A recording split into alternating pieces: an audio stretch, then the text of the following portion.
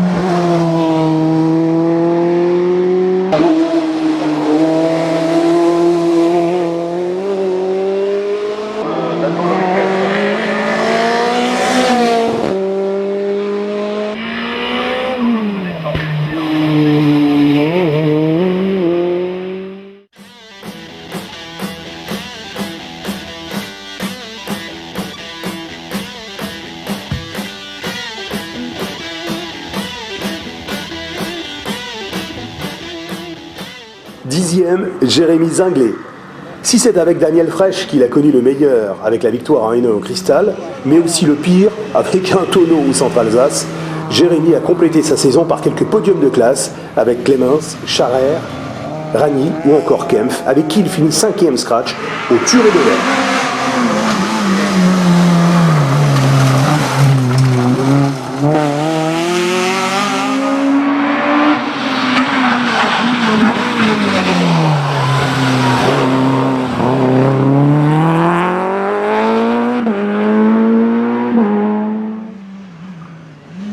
Neuvième, Dylan Maillefer. Dans la famille passionnée des Maillefer, Dylan reste le meilleur représentant des copilotes. Aux côtés d'Anthony, les résultats furent au rendez-vous comme au Lorraine et au Mouzon, où les victoires sont venues agrémenter les autres podiums en N2. Et la N2, c'est quelque chose.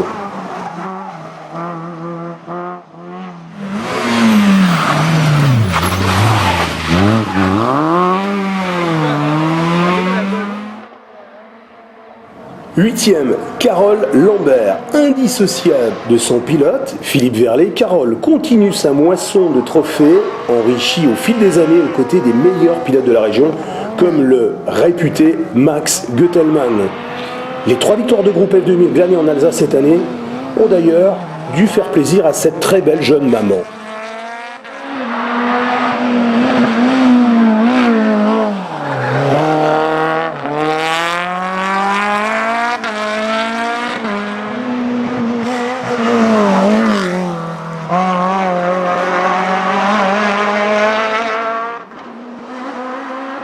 Septième, Vincent Toussaint. 5 victoires de classe gagnées cette année aux côtés de Baptiste Voyaume suffisent à promouvoir l'efficacité de Vincent, dont les débuts en 2008, déjà aux côtés du pilote vosgien, semblent bien loin, mais quelle belle fidélité. Bravo Vincent!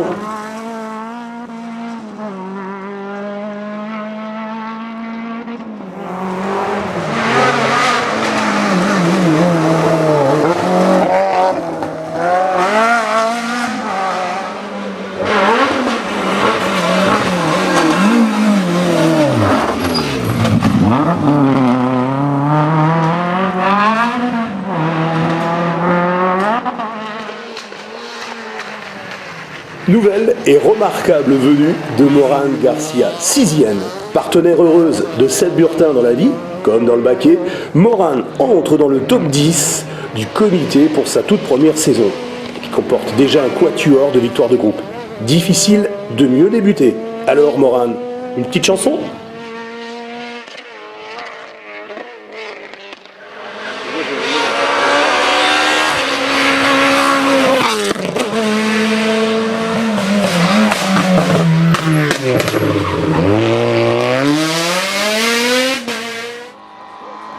Cinquième, Muriel Bernardin.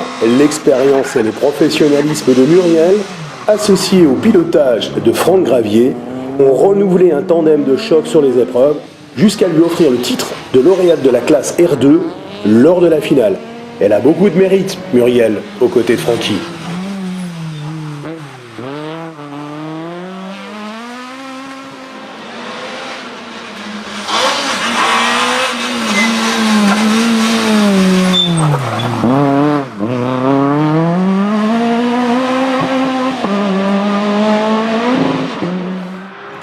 Au pied du podium, 4e, Julien Lacac, avec près d'une dizaine de pilotes à sa gauche durant la saison, sur des autos allant de la Porsche de Forest à la petite 106 N1 de Tisserand, sans oublier la Clio de Don-Claude, Julien est l'exemple parfait du copilote hétéroclite mais régulier, avec en bonus des victoires de classe sur les épreuves alsaciennes et sans oublier la victoire de classe au Cristal chez lui.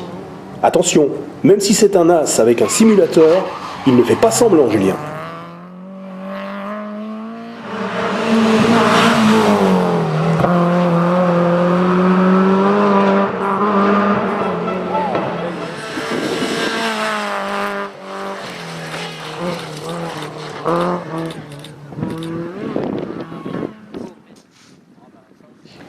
Le 3e, Jean-Philippe Rodeau. Aussi discret que sympathique, l'assiduité de Jean-Philippe aux épreuves du comité et ses performances avec le métronome Jonas Salier le portent directement sur ce très beau podium mérité des copilotes. Bravo Jean-Philippe.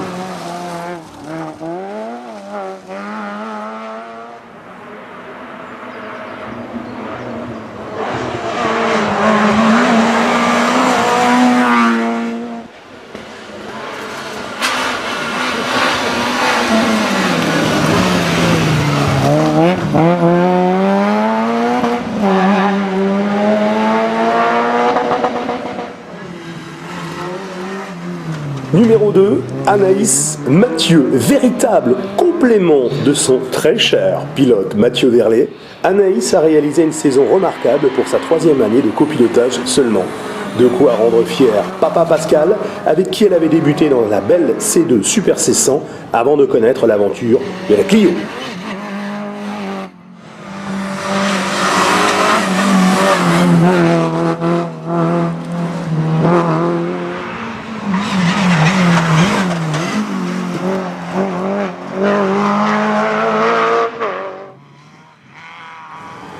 Et voilà, et c'est encore elle, et c'est mérité. Manon Aiguier remporte une nouvelle fois le titre de meilleure navigatrice, meilleure copilote.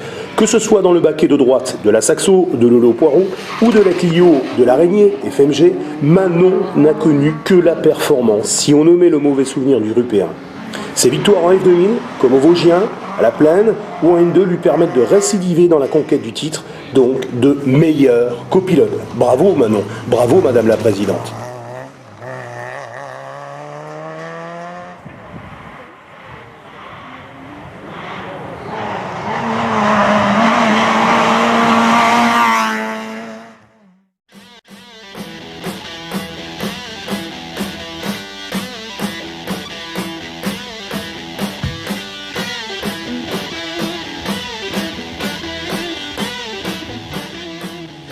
La première et très belle féminine, Clara Couval, progressant chaque saison à l'image du nombre de personnes la soutenant. Clara a signé une superbe saison sans abandon dans les différentes épreuves du Grand Est, jusqu'à se qualifier pour la finale avec une réussite totale, clôturant au pied d'un podium de la N3 qu'elle visite souvent. N'ayant pas peur d'aller chatouiller, voire dominer les hommes dans sa classe, la victoire au Valais fut l'autre moment fort de la saison. Attention messieurs pour 2017.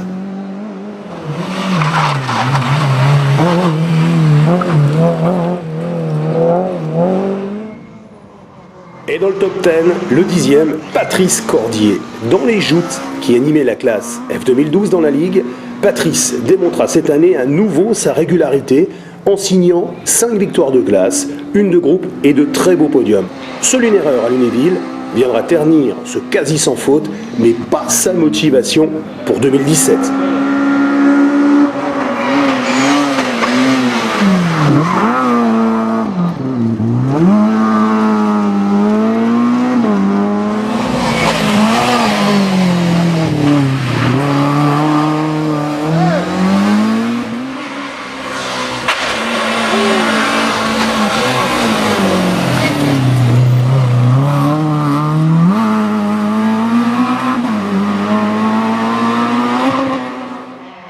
Le 9e, Laurent Poirot. Ah Lolo, parti à la chasse au point, Laurent a marqué sa saison par sa motivation, en plus de ses victoires de classe habituelles. En effet, malgré une sortie spectaculaire au Rupéen, un travail jour et nuit pour remonter l'auto en quelques semaines l'a emmené jusqu'au titre une nouvelle fois en N2, mais cette fois-ci lors de sa finale.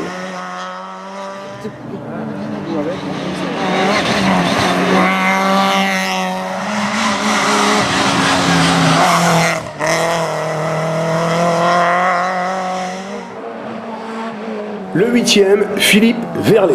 Si on a vu davantage son jeune frère sur les épreuves, chaque apparition de Philippe s'est soldée par un résultat détonnant. 2 victoires, 2 secondes places de groupe, une 3e place scratch chez lui au Turé de l'air. Son retour en F2000 n'est pas passé inaperçu cette année.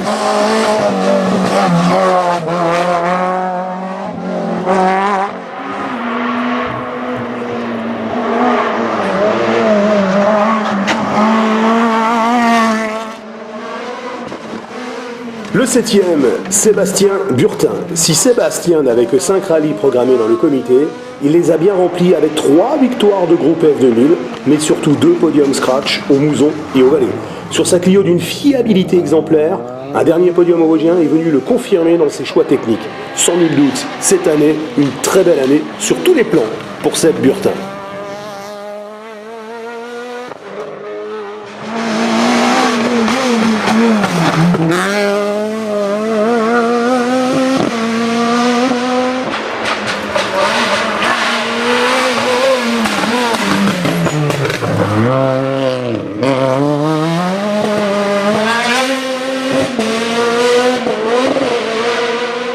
Le 6e, Franck Gravier. Vas-y Francky, c'est bon.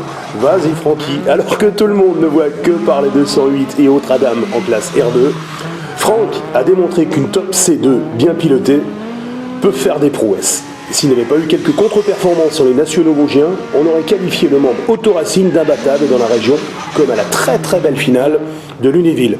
Au fait, cette C2, elle est bien payée ?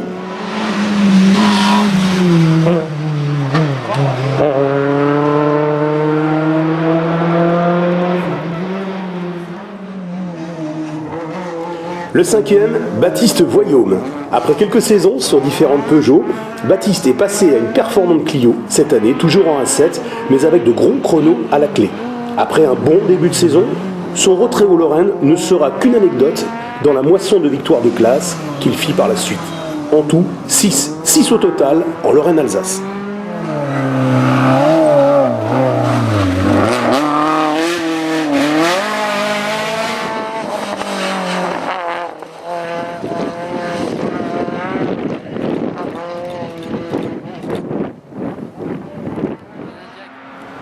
Le 4e, Jonas Salier.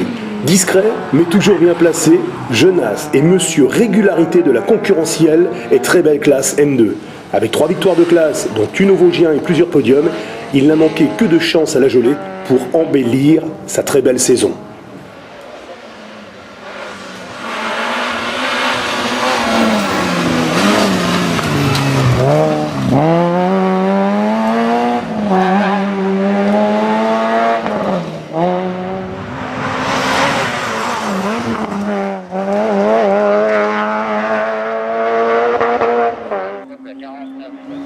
Le 3e, Jérémy Lanterman. Plus que par ses résultats, Jérémy est surtout connu pour son sens de l'attaque. Attendu par un public impatient de voir ses autos placées en force, se passionner et alterner les autos de chez PSA cette année. Parfois off, en devant se retirer de plusieurs épreuves, il est surtout on, avec pas moins de 7 victoires de classe et 2 de groupe dans le comité.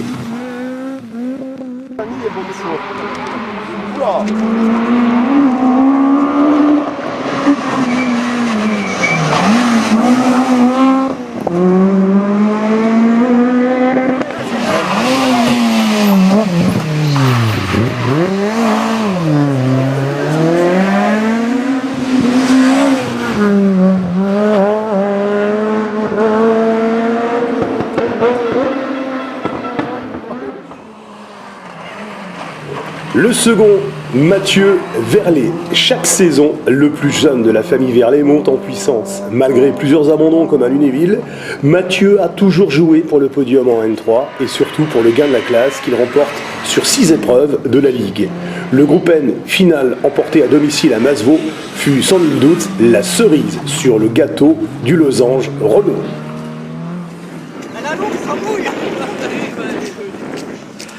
Voilà.